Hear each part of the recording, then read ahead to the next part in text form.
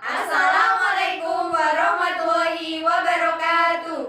Kami dari kelompok 4 yang beranggotakan Saya Putri Ningsih, Saya Monika Septianingsih. saya Fitri Indanovia Indria, saya Sinta. Saya Riffi Farid Al-Karim. Di sini kami akan menyajikan langkah-langkah uji tab sampel berpasangan dengan menggunakan aplikasi SPSS. Selamat menyaksikan. Check it out. Mantap. Langsung kita lihat videonya. Dengan demikian, guru mendapatkan data pretest dan posttest yang disebut sebagai sampel berpasangan. Data yang diperoleh sebagai berikut. Data pretest. Yang pertama 80, yang kedua 90, yang ketiga 75, dan yang keempat 85, yang kelima 80, yang keenam 90, yang ketujuh 75, yang ke-8 80, yang ke-9 85, dan yang ke-10 95. Data posttest. Yang pertama 85, yang kedua 75, yang ketiga 80, yang keempat 90, yang kelima 90, yang keenam 85, yang ketujuh 75, yang ke-8 80, yang ke-9 85, dan yang terakhir 90. Selanjutnya, langkah-langkah yang harus dilakukan untuk uji tab berpasangan. Yang pertama, pindahkan data ke Excel. Yang kedua, pindahkan data ke SPSS. Yang ketiga, data harus berdistribusi normal. Yang keempat, menguji data berdistribusi normal atau tidak. Yang kelima, klik variable view. Yang keenam, kita fokus pada kolom name. Baris pertama kita kasih nama hasil, dan kedua kita isi dengan kelas. Yang ketujuh, kemudian kita ke kolom desimal agar tidak ada dua angka di belakang koma dan menjadi bilangan bulat. Angka 2 kita ubah menjadi angka 0. Dan yang ke-8, kemudian pada kolom label kita ketik hasil belajar siswa. Dan yang kedua kita ketik kelas. Langkah ke-9.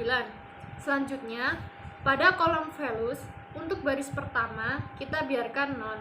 Namun untuk baris kedua, kita klik tanda ada 3 titik. Nah, jika sudah muncul kotak dialog value label, kemudian kita isi value 1 dan labelnya kita isi pretest. Jika sudah, kita klik add. Langkah ke-10. Berikutnya, kita isi lagi kolom value 2 dan untuk labelnya kita isi posttest. Kita klik add. Jika sudah masuk, kita klik OK. Langkah ke-11, berikutnya kita masuk ke data view. Langkah ke-12. Nah, untuk tabel hasil kita kasih label 1 dan kelas kita kasih label 2. Langkah 13, sebelumnya kita pindah terlebih dahulu di bawah data hasil dengan copy paste. Langkah 14, kemudian pada tabel kelas kita ganti dengan angka 1 semua karena ini merupakan pretest. Dan untuk data yang tadi kita copy paste pada tabel kelas kita ganti dengan angka 2 semua karena merupakan posttest. Langkah 15, setelah itu kita klik analyze, kemudian kita klik descriptive statistik, kemudian pilih explore. Langkah 16, jika sudah muncul kotak dialog explore, kita pindahkan hasil belajar siswa ke kolom dependent list dengan klik tanda panah. Selanjutnya yaitu langkah ke-17. Kemudian pindahkan kelas ke kolom faktor list. Setelah itu klik close. Langkah ke-18, setelah itu akan muncul kotak dialog explore close. Pada kotak dialog explore close ini kita centang yang normality close with test. Jika sudah, kita klik continue. Langkah ke-19, setelah itu kita klik OK. Selanjutnya langkah ke-20, kita tunggu hasil uji normalitas. Nah, jika sudah muncul output dari uji normalitas seperti ini, untuk mengetahui data kita normal atau tidaknya, yaitu kita cari tahu dari test of normality. Kita geser ke bawah. Nah, di sini ada test of normality. Jika signya lebih besar dari 0,05, maka data tersebut berdistribusi secara normal. Dan jika nilai signya lebih kecil dari 0,05, maka data tersebut tidak berdistribusi secara normal. Jika kita lihat, jadi data kita ini berdistribusikan secara normal karena nilai signya lebih besar dari 0,05. Selanjutnya, langkah ke-23. Untuk output uji normalitas, kita bisa simpan dengan klik file, kemudian klik export. Setelah itu, pilih penyimpanan, kemudian klik OK. Jika sudah, kita klik close. Langkah ke-24, karena data kita sudah terbukti normal, maka bisa kita lanjutkan untuk uji T, sampel berpasangan. Langkah ke-25, pertama, kita buka variabel view, kemudian ketik pretest dan posttest pada kolom name. Ya, selanjutnya, langkah ke-26. Pada kolom desimal tetap 0 dan untuk kolom label kita ganti dengan pretest pada kolom pertama dan posttest pada kolom kedua. Nah, kemudian kita pindah ke measure, kita pilih scale. Jika sudah, kita masuk ke data view. Kita pindahkan data posttest yang ada di bawah pada kolom posttest dengan copy paste. Jika sudah, kemudian kita delete data yang sudah kita pindahkan tadi. Jika sudah, kemudian kita klik analyze, pilih compare means, lalu pilih pirate sample t-test. Selanjutnya, jika sudah muncul kotak dialog pirate sample t-test, kita pindahkan pretest pada kolom variabel 1 dengan klik pretest, kemudian klik tanda panah. Dan yang kedua, klik posttest, pindahkan pada kolom variabel 2. Selanjutnya, kita klik option, kemudian muncul kotak dialog pirate sample t-test option. Pada confidence interval percentage tertera 95%. Nah, artinya dalam uji T berpasangan ini kita menggunakan tingkat kepercayaan 95% atau alfanya yaitu 0,05. Kemudian kita klik continue. Setelah itu kita klik OK. Dan kita tunggu hasil output atau hasil uji T kita. Nah, di sini setelah muncul tadi sini ada pirate symbol statistik.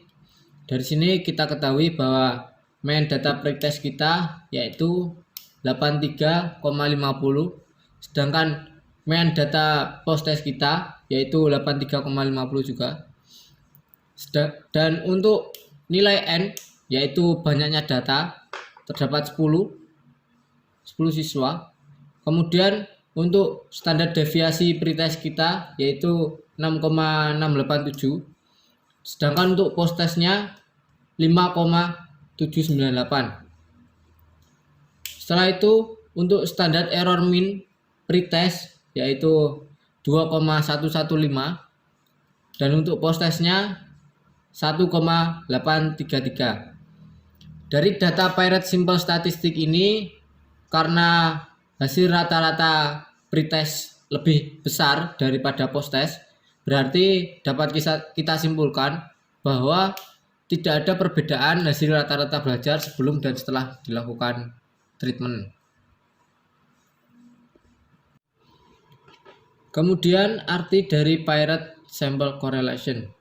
Nah, di sini nilai koefisien correlation yaitu 0,36 dengan nilai signifikansinya yaitu 0,29.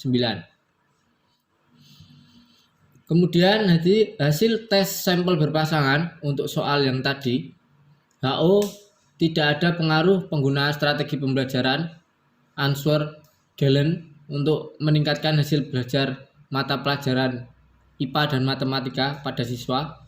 Sedangkan HA mengatakan bahwa terdapat pengaruh penggunaan strategi pembelajaran Answer-Galen untuk meningkatkan hasil belajar. Untuk pedoman pengambilan keputusan, kita bergantung dari hasil signifikansi totalnya ini.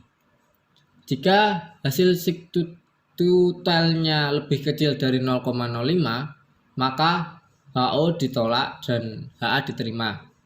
Akan tetapi, jika hasil signifikansi totalnya lebih besar dari 0,05, maka HO diterima dan HA ditolak. Bisa kita lihat di sini hasil signifikansi totalnya adalah 1. Maka dapat kita lihat bahwasanya HO diterima dan HA ditolak karena nilai signifikansi totalnya lebih besar dari 0,05. Berarti kesimpulan dari uji T sampel berpasangan kali ini yang kita lakukan diperoleh hasil bahwa tidak ada pengaruh penggunaan strategi Answer-Galen terhadap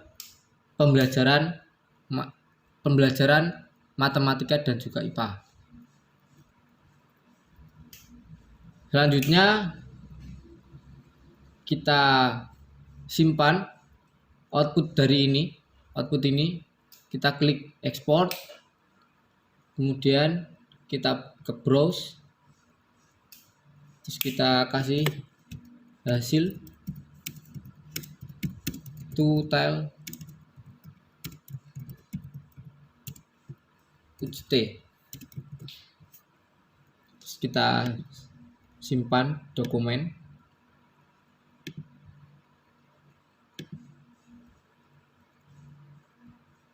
Kita klik open, save, kemudian kita klik OK.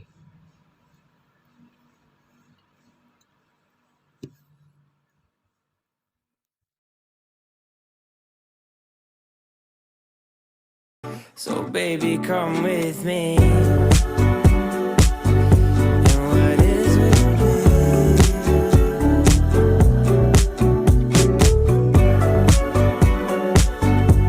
What is with me?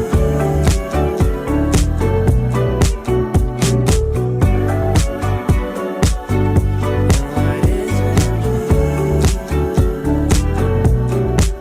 You take a Wednesday and you make it seem like it's the best day of the whole wide week.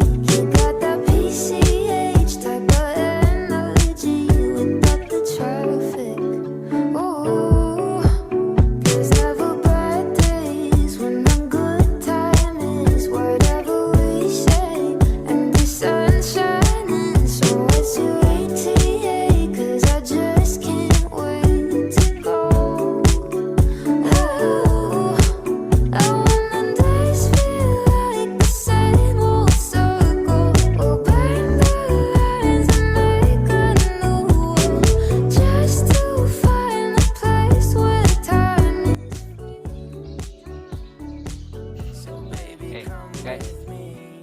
mantap. Jangan lupa tonton lagi video kita. Oke, see you soon.